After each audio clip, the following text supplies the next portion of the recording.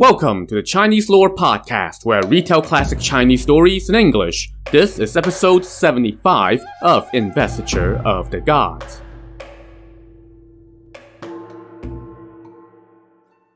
Last time, Jiang Ziya and company were attacking Lintong Pass, the last of the 5 major checkpoints on their way into Shang territory proper. They killed one of the officers in the pass, but that guy's son, Bianji, used a magical banner made of human bones to capture Nangong Kuo, Flying Tiger, and Thunderbolt. But then, he drew the ire of Lotus Boy Nejia, who turned into his 8-armed, 3-headed self and attacked. The sight of Nejia's powered-up form stunned Bianji. Before they had exchanged many blows, Nejia hurled his universal ring. It struck Bianji and nearly knocked him off his horse, sending him fleeing back inside the pass. Nejia's father, Li Jing, now charged toward the Shang commander Ouyang Chun. One of Ouyang Chun's lieutenants came out to fight him, but before long, Li Jing ran his halberd through the guy and killed him. Ouyang Chun was incensed and rode forth to take on Li Jing. Jiang Ziya ordered his soldiers to beat the war drums to cheer on Li Jing. Meanwhile, a swarm of Zhou officers charged out and enveloped Ouyang Chun. He was, of course, no match for this. Soon, he was disheveled and soaked through with sweat. Figuring that he couldn't last much longer, he galloped away, retreated into the pass, and shut the gates behind him. Despite this victory, however, Jiang Ziya was extremely unhappy about having lost Thunderbolt. Inside the pass, Ouyang Chun told Bianji to go rest up from his injury. Meanwhile, he had Thunderbolt locked up with the other 2 prisoners, and then dispatched an urgent report to the capital. The message made its way to the capital and into the hands of King Zhou's brother and senior official, Wei Zi. Wei Zi was shocked at the news, although I don't know why, because pretty much the only kind of news that makes its way to the capital from the borders has been bad news. Anyway, Wei Zi rushed to the Deer Terrace to see the king, who was in the midst of partying with the 3 literal she-demons. Wei Zi went up and told him, Jiang Ziya has rebelled, elevated Jifa to king, mobilized a treasonous army, is convening with the nobles, disturbing the peace, and invading our territory. 4 of the 5 border passes have fallen, and his army is now at Lintong Pass. He has been killing our soldiers and officers and running rampant. This is a calamity. The commander of Lintong Pass has sent an urgent report. I beg your highness to prioritize your enterprise, tend to court matters personally, and act quickly. King Zhou read the report and was similarly shocked for reasons beyond me. He quickly called court into session for the first time in more than a year. All the officials were like, what? But they rushed to the palace and paid their respects.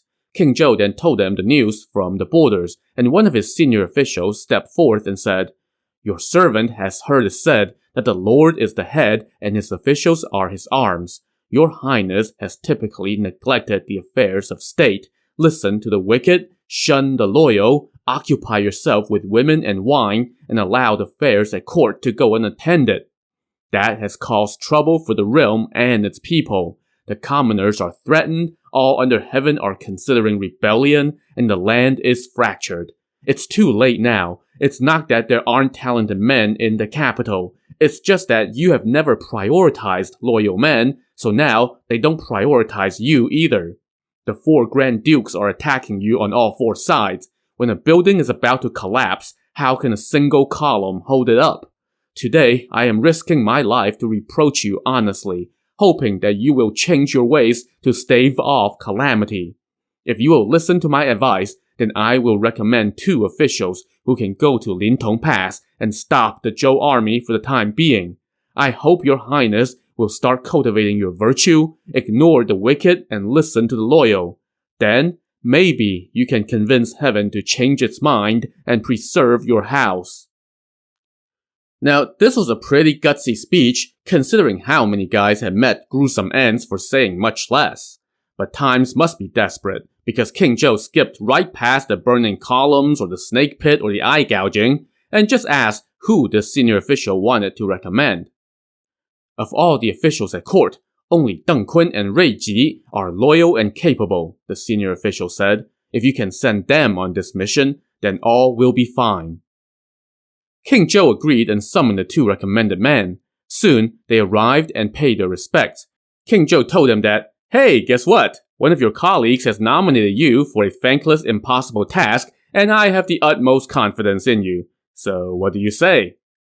Deng Kun and Rui Ji kowtowed and said, "How can we dare to not do our utmost to repay your highness's kindness?"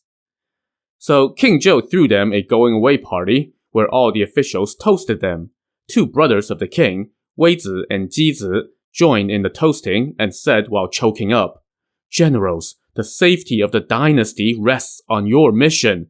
It's the country's good fortune to have your support." "My lords, don't worry," the two generals said.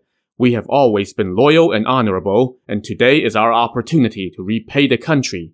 How will we dare to disappoint His Highness or all the officials?" After the party, Deng Kun and Rui Ji bid everyone goodbye and set out the next day at the head of an army heading toward Lintong Pass.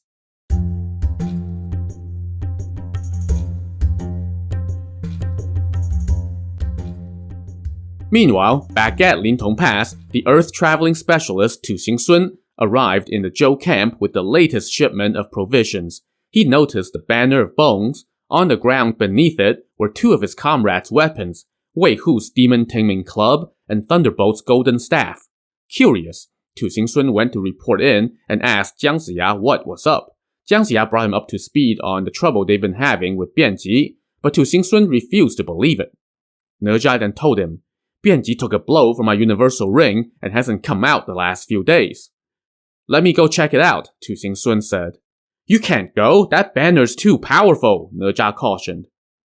But Tu Xingsun was determined to be foolish, so that evening he stepped out of camp and headed toward the banner. And sure enough, no sooner had he set foot underneath it did he fall to the ground unconscious.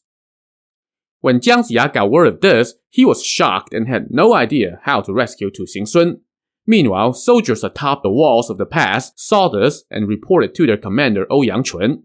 Ou Yangchun ordered his men to go apprehend the latest victim, but he had no idea that the only people who could go near that banner without passing out were Bianji's own bodyguards.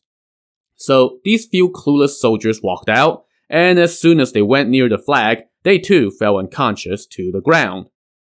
Ou Yangchun was stunned and immediately summoned Bianji, who was at home recovering from his injury. When Bianji got the summon, he had no choice but to go see his commander. He told Ou Yangchun, "This is no big deal." He then told his bodyguards, "Go capture that dwarf and free the others." So his bodyguards went out, tied up Tu Xingsun, and dragged their own soldiers away from the banner. Only then did everyone start to wake up. Moments later, they brought Tu Xingsun in front of Ou Yangchun. "Who are you?" Ou Yangchun asked. "I saw a golden staff under that banner and I wanted to play with it," Tu Xingsun answered, "but somehow I fell asleep." Bianji was standing to one side and he cursed, "You scoundrel! How dare you mock me!" He then barked for the guards to take Tu Xingsun outside for execution. But, just like so many times before, just as they were preparing to cut off his head, Tu Xingsun gave his body a twist and disappeared into the earth. When Ou Yangchun and Bianji heard about this, they figured that must have been Tu Xingsun. Meanwhile, Tu Xingsun returned to camp and checked in with Jiang Ziya, telling him that, "Yeah, that banner is just as powerful as you said it was. Who knew?" Anyway, the next day, Bianji had recovered from his injury, and he now came out with his bodyguards and challenged for battle again. Ne Zha again went out to face him. When he saw the enemy who had wounded him before, Bianji didn't even bother trading words and just attacked. Ne Zha countered, and they engaged in a dogged fight. After a while, Bianji decided to use his own magic before Ne Zha could use his, so he turned and rode toward his banner. Now, given what we've seen, Ne Zha was impervious to these magical weapons that render people unconscious. But Ne Zha was also cautious and did not want to take the chance, so he just let Bianji ride away while he himself returned to camp. With his opponent not falling for his trick, Bianji returned to the pass. Just as Bianji and Ou Yangchun were discussing what their next move should be, they got word that reinforcements had arrived under the command of Deng Kun and Rui Ji. They welcomed their comrades, and after trading greetings and sitting down, Deng Kun said, "His Highness read your urgent dispatch and ordered the two of us to come help you defend this pass. Jiang Ziya is running rampant. Lintong Pass is not like other places. It's crucial to the defense of the capital. We must guard it with a large force and keep it safe. How have your battles with the enemy gone? Ouyang Yangquan told them, in the first battle, my lieutenant Bian Jinlong was killed, but fortunately, his son Bianji has a magical soul-scattering white bone banner.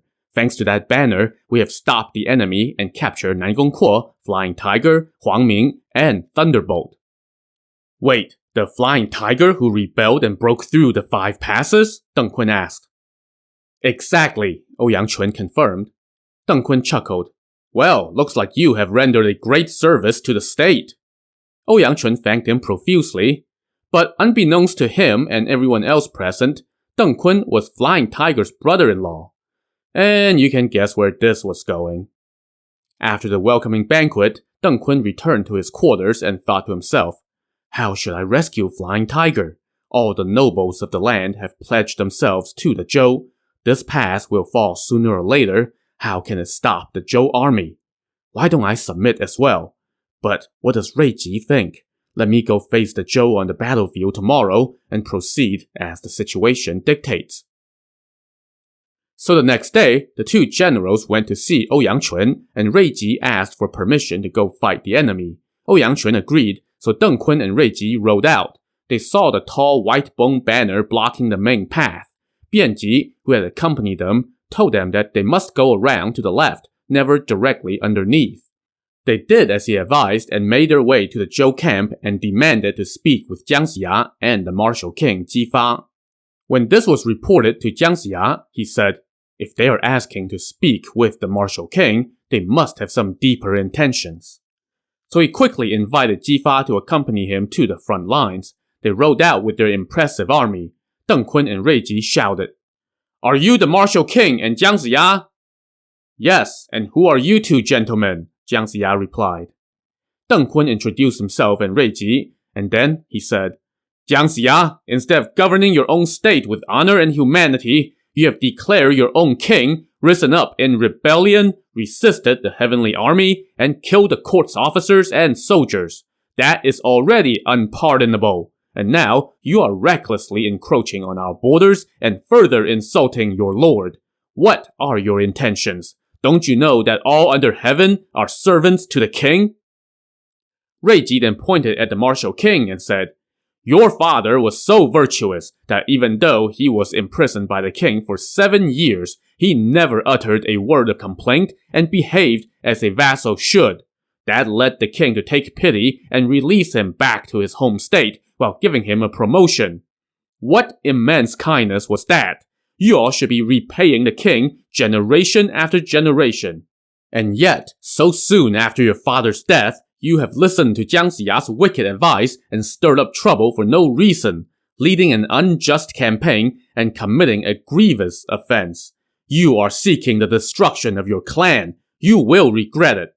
Listen to me and retreat back to your own territory right now. Apprehend the traitors and deliver them to the capital while you await your own punishment.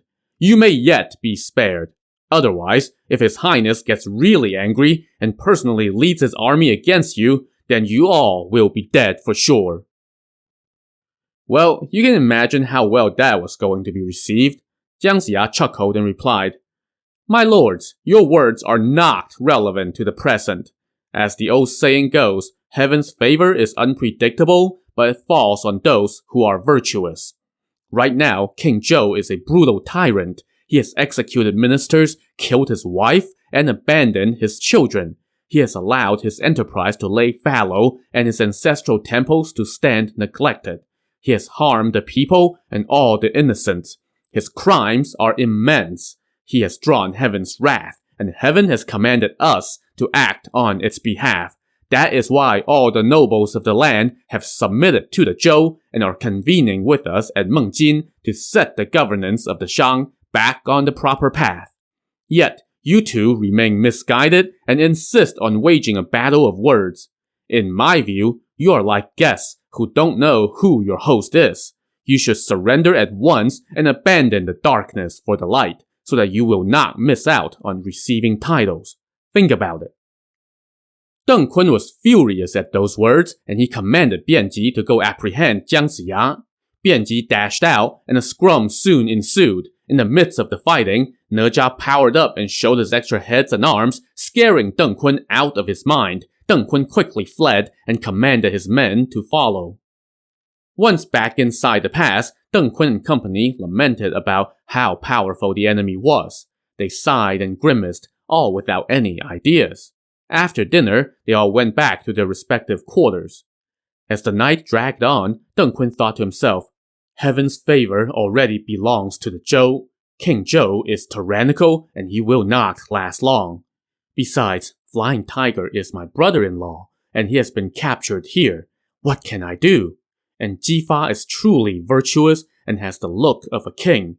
He is an ascendant lord. Jiang Ziya is also adept at war, and his followers are all powerful Taoists. How can this pass hold out for long? I might as well go along with heaven's will and submit to the Zhou. But Ruiji might not agree. What should I do? Let me tease out his intentions tomorrow."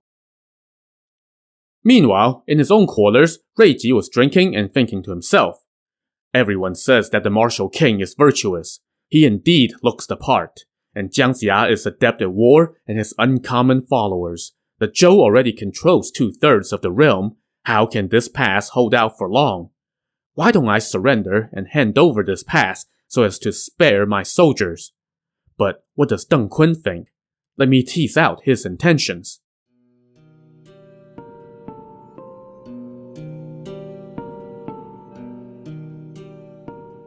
The next morning, the two generals met up with their comrades. Deng Kun said, "The forces in the pass are meager. Yesterday on the battlefield, Jiang Ziya indeed showed himself to be adept at war, and he has the help of powerful Taoists. The country is in dire straits. What can we do?" Bianji, however, pushed back, saying, "Once the country's fortunes turn around, heroes will naturally flock to its aid. It's not about numbers." "You may be right, General, but what should we do right now in this moment?" Deng Kun asked. "My banner is keeping the enemy at bay," Bianji said. "I don't think Jiang Ziya is all that." Hearing this conversation, Ruiji thought to himself, Deng Kun must be thinking about submitting to the Zhou as well. The group then drank a few cups and broke up when night fell. Afterward, Ruiji invited Deng Kun over to his place for more drinks, and as they sat in a private room, each wanted to say what was on his mind, but neither could quite spurt it out. Meanwhile, in the Zhou camp, Jiang Ziya was thinking about his next steps when he suddenly thought of an idea. He summoned the earth-traveling specialist Tu Xingsun and whispered some instructions to him. When 7 o'clock rolled around that evening, Tu Xingsun used his powers and snuck into the pass. First, he went to the jail where the 4 captured Zhou warriors were kept. The guards had not gone to sleep yet, so Tu Xingsun decided to check out other places. And he just so happened to go by Ruiji's quarters, where he saw Ruiji and Deng Kun drinking, so he hid in the ground and listened. Deng Kun now dismissed the attendants and said to Ruiji with a chuckle, "Hey, brother, let's joke around for a bit. Who do you think is ascendant, the Zhou or the Shang? We're just talking amongst ourselves, so let's both speak our minds freely. No one else needs to know." But Ruiji laughed and said, "Brother, how would I dare to answer that question fully? And yet, if I give you a BS answer, then you will laugh at me for being useless." Deng Kun laughed and said, "Even though we are of different families, we are as close as brothers. Whatever you say will go directly into my ear and nowhere else, so speak without suspicion." I mean, this doesn't sound suspicious at all, right?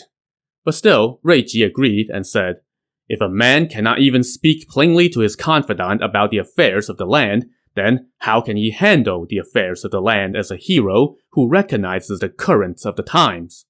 In my view, you and I may have been appointed to help hold this pass, but we are just acting against the will of heaven and men. Our king has lost his virtue, and the land is fractured. All the nobles are in rebellion and seeking a sage lord. You don't need to cast a divination to know where this is going.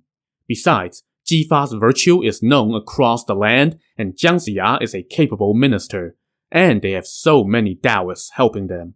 The Zhou grows stronger by the day, while the Shang declines by the day. The Zhou must be the one that inherits the land from the Shang.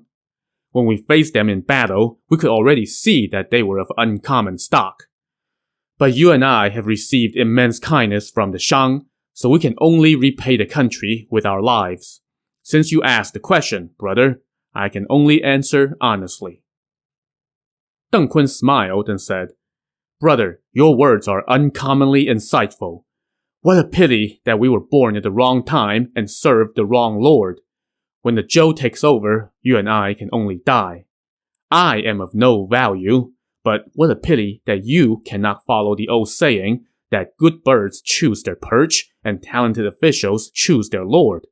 That would allow you to make the most of your talents. As he spoke those words, Deng Kun started to sigh and lament, but Ruiji laughed. Brother, from what I can tell, you are thinking about going over to the Zhou, and you are trying to feel out my intentions. Well, I have long harbored such thoughts as well. Since you intend on joining the Zhou, I shall follow you. Deng Kun quickly rose and bowed, saying, It's not that I'm disloyal. It's just that, with heaven's will and men's hearts being where they are, this will not end well. So why die a pointless death? It's great that you are also thinking the same thing, but we have no one to introduce us to the Zhou. Well, let's think it through and find an opportunity, Ruiji suggested. Well, while the two of them were talking, Tu Xingsun heard every word and secretly rejoiced. He thought to himself, why don't I use this opportunity to introduce myself to them? That will make this trip worthwhile. So he emerged from the shadows and bowed, saying, Greetings, my lords. If you want to submit to the martial king, I can introduce you. Deng Kun and Ruiji were stunned and speechless, but Tu Xingsun introduced himself and told them not to worry. Once they picked their jaw up off the floor, they asked him what he was doing there, and he told them, To tell you the truth, Commander Jiang sent me into the pass to conduct recon. Just now, I was hiding and heard that you two had intentions of joining the Zhou, but that you had no way in. So, I dared to be so bold as to introduce myself. Pardon me for surprising you, but if you are truly intent on joining the Zhou, then I can relay your message. My commander respects men of talent, so he will definitely welcome you. Deng Kun and Ruiji were ecstatic and thanked Tu Xingsun profusely. Deng Kun then took Tu Xingsun by the hand and sighed. It's because the martial king is such a sage lord that he has help from talented men like you. Yesterday on the battlefield, we saw how impressive he and Commander Jiang were. We realized that the land will soon belong to the Zhou. That is why we were discussing about submission. It was our great fortune that you overheard us. Let's not delay, Tu Xingsun said. You can write a letter and I will deliver it to Commander Jiang. We will wait for you to find the right opportunity to deliver the pass into our hands, and we will provide backup. So Deng Kun immediately wrote a letter and gave it to Tu Xingsun, telling him, Please tell Commander Jiang to devise a scheme to take the pass. When you return, we can discuss further. So Tu Xingsun took the letter and vanished into the earth, leaving the two generals stunned and speechless once again.